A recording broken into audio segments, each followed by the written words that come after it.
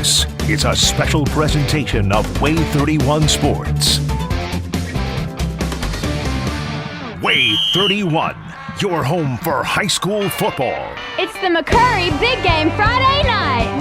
Hello, Alabama, find a comfortable spot. We got high school football and it's coming out high. Now here we are and the lights are shining bright. Yeah, WAAY 31 is rocking all right. With Nolan, Max, Xavier, and Antonio. It's the McCurry Band and Car Rental Big Game Friday night.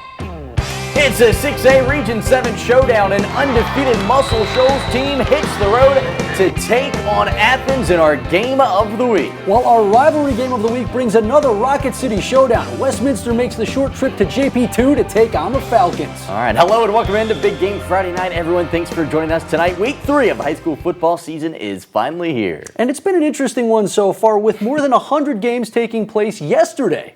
Yeah, that's right, but there is still plenty of action tonight, like at our Game of the Week, where the Muscle Shoals Trojans were in action against Athens in a big region showdown, and our own Xavier WAAY was on the sidelines.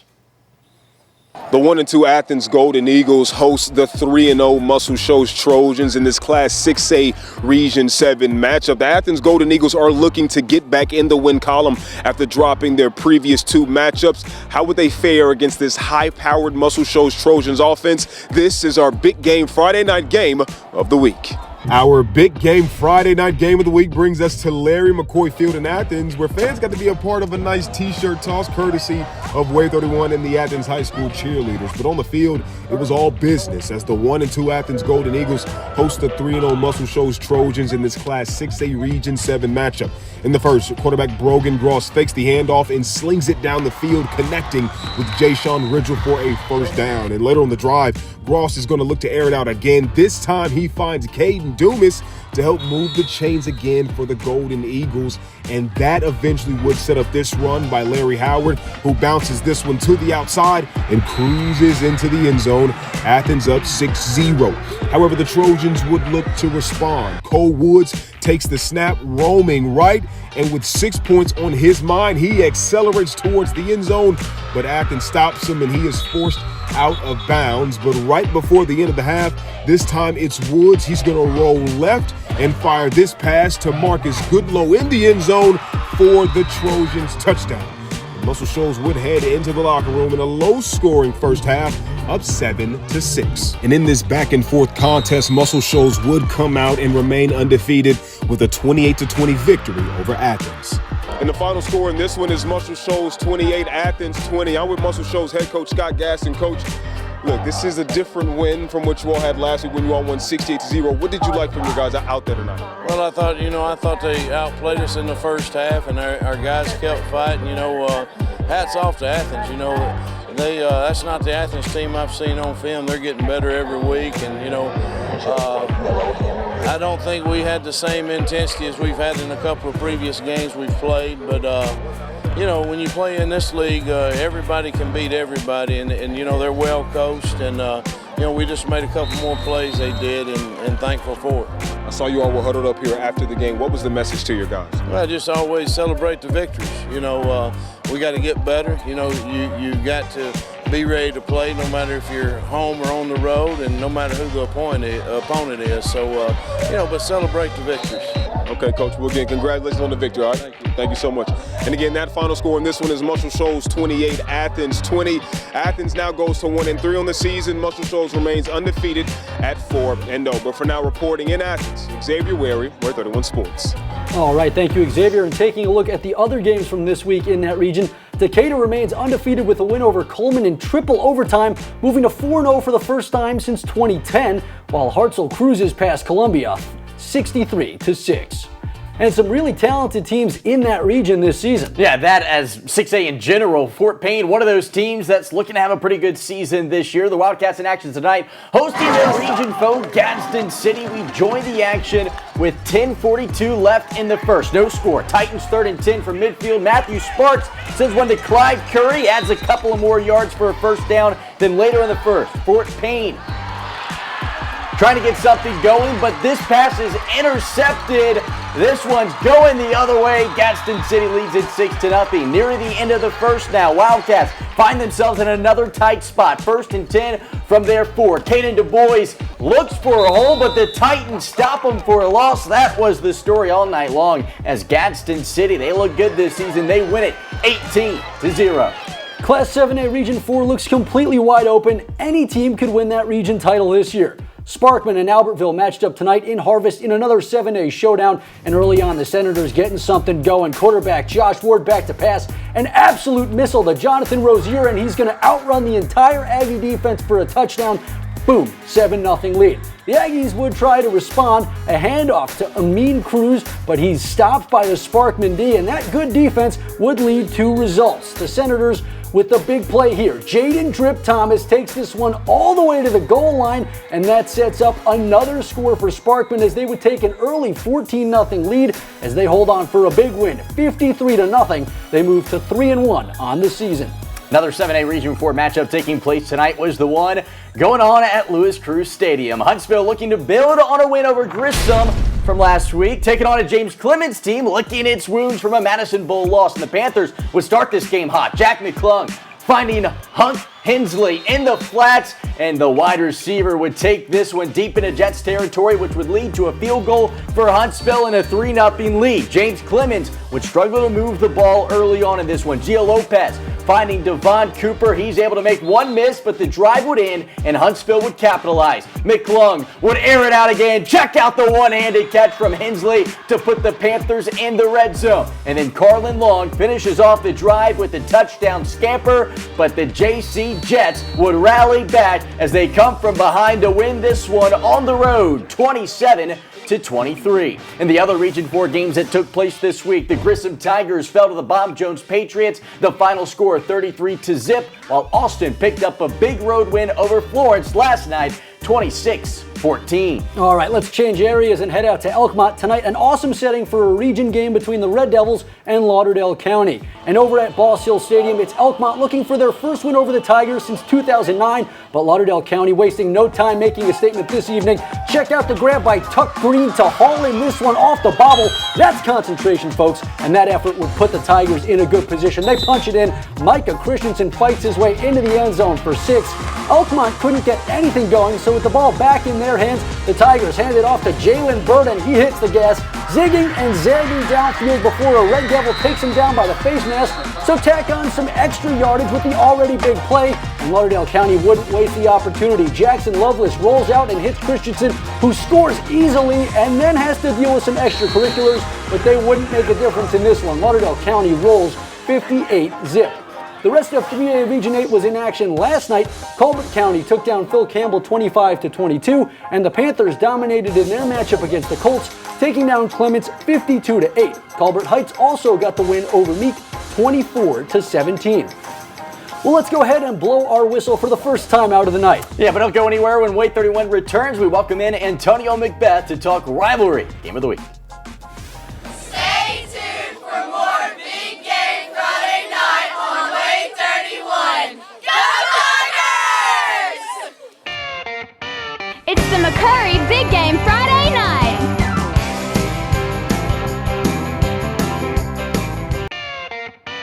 It's the McCurry Big Game Friday night. You're watching Big Game Friday night. Go Panthers! All right, welcome back into Big Game Friday night, everyone. We've still got loads of games to get to tonight, like at our Big Game Friday night rivalry game of the week. Highway 72, the only thing separating JP2 and Westminster Christian. And this game was back and forth early. JP2 trailing, looking to get back into this one, and they had some big plays tonight, like this one from Michael Duffy, getting the screen and picking up some yards. But what a game Watson Goodwin had on defense, pressuring the quarterback there to force a punt, and the Falcons would take over. I should say the Wildcats took over. Brandon Mush finding a wide open Owen Lockett, nothing but green grass, but he steps out of bounds. So Mush says, I'm going to take this one myself all the way down to the goal line, and then they would hand it off to running back Charlie Billings. He's the antidote to get in for 6. Wildcats take this one 49-20. And for some post-game reaction from this one, we'll welcome in Antonio Macbeth. Antonio, you've been keeping your eye on this game all week. What was your takeaway from this one, and who impressed you tonight? So the big takeaway tonight was JP2 showing some fight, man. All season long, that offense has only scored one touchdown, and they got 20 points on the board tonight. Westminster Christian's a better football team, though. Brandon Bush, they've got the running back there as well. So it was no surprise that they were going to show up and get this thing done. But I like to see that fight. Yeah, the Wildcats now 3-0 on the year. Next week, they take on Randolph in another crosstown matchup. That's going to be a really great game. Probably going to be our rivalry game of the week next week. Who do you have in that showdown, Antonio? So it's hard to predict who I think is going to win the game, but I do know we've got two primetime players matching up with each other. We've got Brandon Bush going at it with Nick Strong, and Nick Strong plays both ends of the ball. You're going to see him on offense, but even had an interception tonight. So I like the matchup between two big-time players. Not ready to give a prediction just yet. That's fair. All right, thanks, Antonio. We'll see you later on tonight. And speaking of those Randolph Raiders, let's check out what they did. The Raiders at home hosting North Jackson, and Randolph would waste no time moving the ball. Andrew Hunter with a rocket to Grayson Davenport to take a 7-0 lead in the first, but North Jackson would strike back. Handoff to Diego Holt, and he's around the right side, breaking the tackle and setting up great field position for the Chiefs, and they would keep feeding him. Holt again, this time using his vision and speed to waltz into the end zone for another touchdown, but Randolph would keep airing it out. Hunter airs this one out for Keegan Morse. Jump ball, he comes down with it, and he's going to beat his man to the end zone. Randolph improves to 3-1 on the year with the 52-14 win over North Jackson. And some other 4A Region 8 teams squared off this Thursday. Madison County came away with their first win of the season over the New Hope Indians 14-7, while Priceville didn't hold back against the Patriots, dominating 47-zip. All right, let's talk 5A football now. Ardmore in action tonight at home hosting region foe Lawrence County. The Red Devils shut out in their last two games. Could they get on the scoreboard tonight? Two teams each looking for their second win of the season and a Class 5A matchup at East Limestone. Brewers big play the difference. That's why we're looking now. East Limestone Brewer, the difference in the first half. Quarterback Caden Childress takes it around the end, and this kid has some wheels. He's down the sideline. He's going to go 80 yards to the end zone. What a score for the Patriots. East Limestone coaching staff encouraging their defense. They played tough in the first half, but the Patriots strike on a second big play in the second quarter. This time it's a pass to Childress for the touchdown. He outruns the defense. He's into the end zone for a 14-0 halftime lead. East Limestone got it inside the 10 twice in the first half, only to turn it over on downs both times. The final in this one, 27-21. The Brewer Patriots take it. All right, let's stay in Limestone County for this next one. Ardmore at home tonight taking on Lawrence County in a region showdown. And up by the borderline, it's the Tigers as they're looking to make it 2 in a row against the Red Devils. Up 6-0, Lawrence County's Maddox Denham looks deep, but this pass is batted and it's a tip drill. Tavion Cannon comes down with it, giving the Tigers another chance to score before the break. So eyeing the end zone, Ardmore pulls out the end around, and the Red Devils are just as fooled as I was. Noah Stafford showing off the wheels for a huge game this time, and as the clock continues to wind down, they pull off one of the more impressive scores of the night. A handoff to the big man, Thomas Colston, and once this train starts rolling, it doesn't stop till it gets to the station. Lawrence County throws the entire defense at him, but it's not enough as he gets his way across the line. The extra point gave Ardmore the lead as the Tigers go on to win this one, 24-8. And some other teams in the region also going head-to-head last night. The Golden Tigers shut out West Point 27-0. Fairview also put 27 on the board as Good Hope couldn't keep up in a 27-6 win for the Aggies. All right, let's take a time out tonight, but when we don't come go back, anywhere. Yeah, right? when we come back, a more look at the action from across the field on Thursday. Stay tuned for more Big Game Friday night on WAAY 31.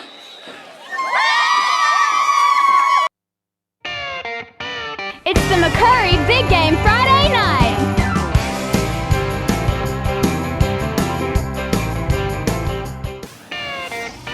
It's the McCurry Big Game Friday night. The Athens High School Golden Eagle Marching Band, and you're watching Big Game Friday night on WAAY 31.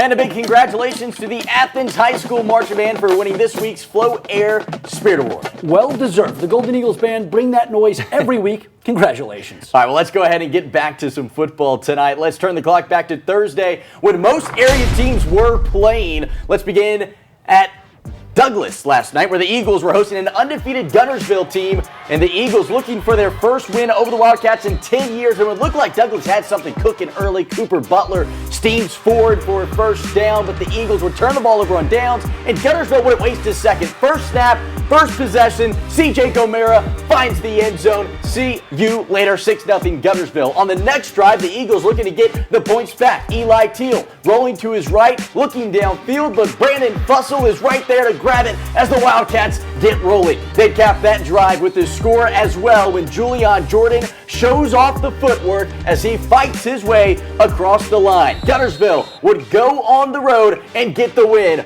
40-6 over Douglas. All right, let's check in on some other big 5A matchups. Arab was in action tonight at Sardis and walked away with a 42-0 shutout victory, while Boaz made the trip to Crossville, and they also walk away with a shutout win, 55-0.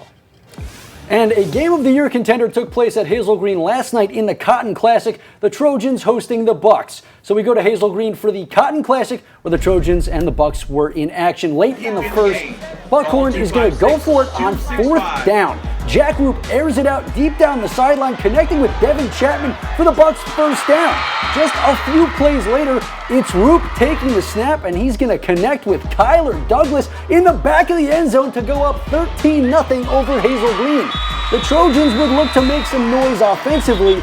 Tavion Malloy takes the handoff, and he's going to have plenty of room for a crucial 14-yard pickup. However, the first down belonged to the Bucks. Roop would hand this one off to Shamarion Landrum, who's going to go ahead and take it across the goal line untouched.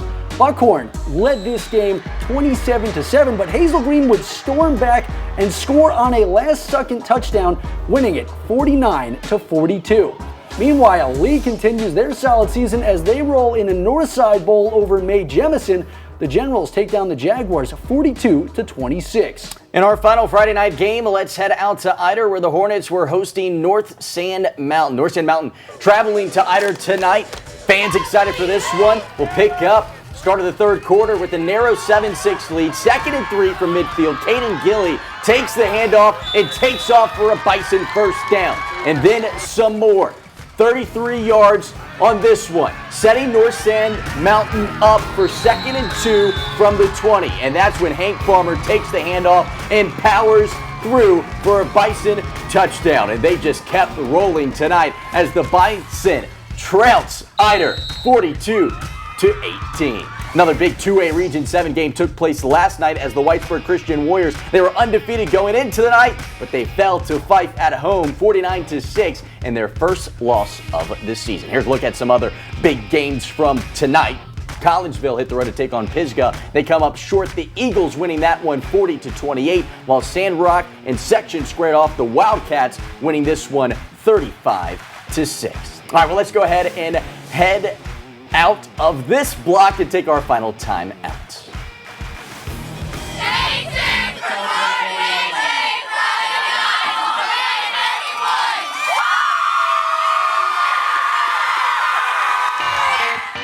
It's the McCurry Big Game Friday night. It's the McCurry Big Game Friday night. You're watching Big Game Friday night. Go Falcons! Welcome back into Big Game Friday night, everyone. We've just about hit all the biggest games from this week's slate. Yeah, but there were a couple of schools in action out in the Shoals tonight we haven't mentioned. Phillips took on a Cherokee, and Phillips gets the win tonight 50-14 over Cherokee, while the Shoals Christian traveled to Vino, where the Red Devils get the win 44-16. Big win for Shoals Christian. Some other scores from tonight. Asbury on the road at Susan Moore and took a big loss The Bulldogs win 66-0, while Danville hosted JP Pennington tonight and came up short. The Tigers win 36-7. All right, some great atmospheres tonight across all of North Alabama, especially over at JP2, where the Falcons were taking on a very talented Westminster team. And that's where we catch up with this week's Premier Urgent Care Fan of the Night. I'm Jerry Batcher. I'm the Big Game Friday Night Fan of the Night. Let's go Falcons!